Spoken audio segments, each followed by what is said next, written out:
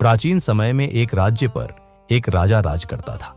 वह दिल का बहुत नेक और दयालु इंसान था। प्रजा से प्यार करता था और देश की भलाई चाहता था। लेकिन प्रकृति ने उसे बुद्धि और समझदारी से कम हिस्सा दिया था।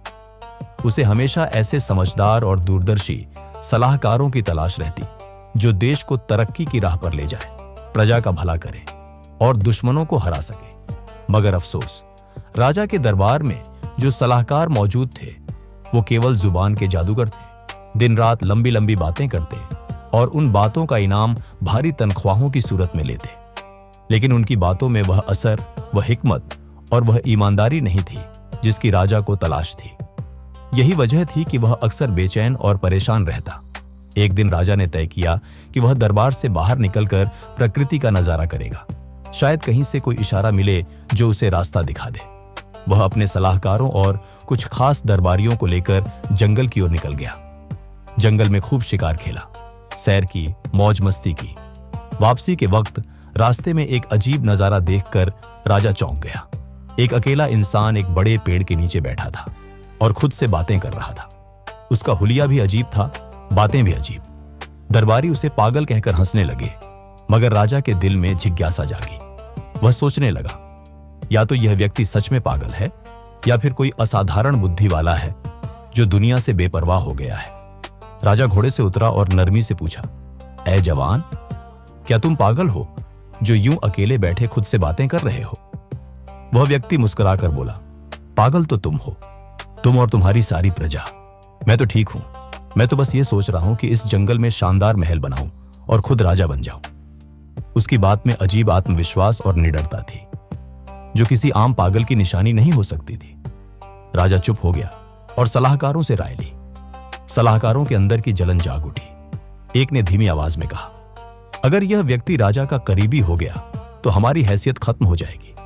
दूसरे ने जल्दी से कहा, नहीं नहीं, यह तो सीधा साधा पागल है, कुछ नहीं बिगाड़ सकता।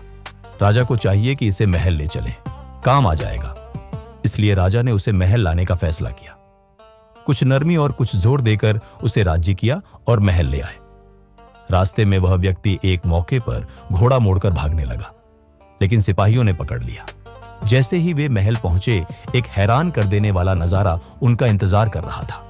प्रजा नारे लगा रही थी, खुशी से झूम रही थी। पूछने पर पता चला कि जिस रास्ते से राजा शिकार पर गया था, वहां दुश्मन की छिपी हुई फौज घात में बैठी थी। राजा का जिंदा लौटना एक चमत्कार था और इसकी वजह यही था कि उस पागल ने रास्ता बदलवा दिया था।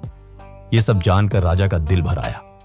उसने उसी वक्त ऐलान किया, इस व्यक्ति के लिए दरबार में एक खास कुर्सी तैयार की जाए। आज से यह मेरा खास सलाहकार है। दरबारी अंदर ही अंदर जलने लगे। उन्होंने साजिशें शुरू कर दी। एक दिन उन्होंने उस भोले व्यक्ति को समझाया, जब राजा सिंहासन पर बैठे तो तुम जाकर एक जोरदार थप्पड़ मारना, यह दरबार की रिवायत है। वह मासूम व्यक्ति खुशी से मान गया। अगले दिन ऐसा ही किया। राजा का ताज जमीन पर गिर गया और ताज के नीचे एक जहरीला बिच्छू छुपा हुआ था। अगर ताज राजा के सिर पर होता तो वह जान से चला जाता। राजा हैरान रह गया और तुरंत उसे गले लगा लिया। यह मेरा रक्षक है। उसे इनाम दिए गए और उसे फौज का जनरल भी बना दिया गया।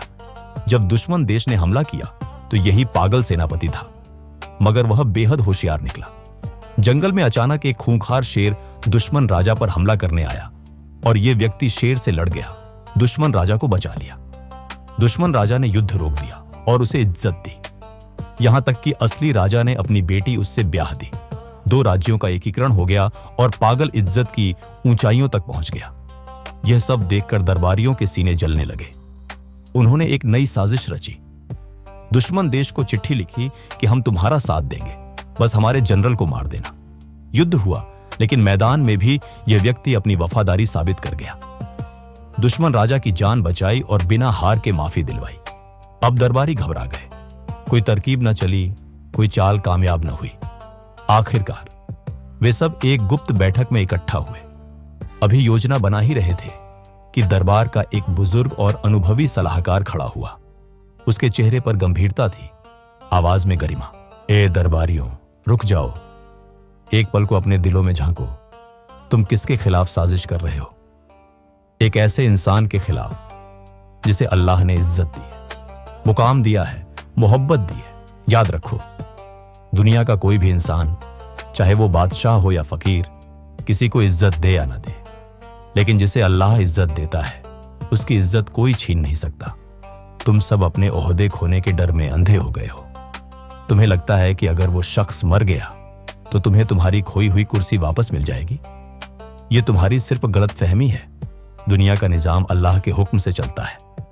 वो जिसे चाहे बादशाही दे, जिसे चाहे गुलामी। कई बार जिसे हम पागल समझते हैं वो अल्लाह का प्यारा बंदा होता है, और जो खुद को अक्लमंद समझते हैं वो अपने घमंड में अंधे हो जाते हैं। अगर तुमने उसके खिलाफ कोई कदम उठाया तो हो सकता है तुम सब अपने अंजाम को पहुंच जाओ। बेहतर यही होगा कि तौबा करो, हसद छोड़ो, सच्चाई अपनाओ। अगर तुम्हें इज्जत चाहिए तो वो दूसरों से छीन कर नहीं, अल्लाह के दर पर झुक कर मिलती है। और जान लो, जिसका दिल साफ हो, नीयत नेक हो और ईमान मजबूत हो, वो अकेला भी पूरी दुनिया से लड़कर जीत सकता है।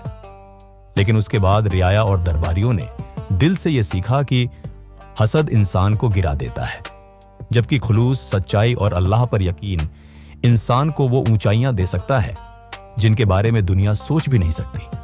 अगर आपको यह वीडियो पसंद आई हो तो वीडियो को लाइक करें, चैनल को सब्सक्राइब करें और साथ ही बेल आइकन दबा दें ताकि आने वाली नई वीडियोस की नोटिफिकेशन आप तक सबसे पहले पहुंचे।